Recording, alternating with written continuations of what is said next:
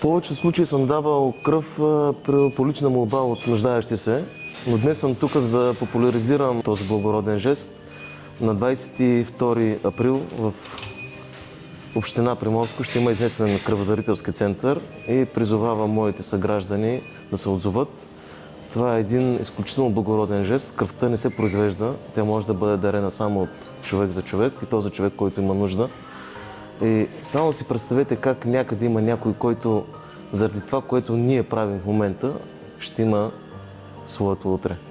За пореден път съм приятно изненадан от бързината на процедурата, от професионалното отношение на служителите от кръвния център. Има няколко хубави страни на кръводаряването, освен че получавате безплатен преглед, получавате цялостни резултати за своето здраве. Самото кръводаряване действа стимулиращо за организма, особено пролетта това е изключително полезно, така че на 22 в община Приморско нека да покажем, че сме солидарни към хората, които имат нужда.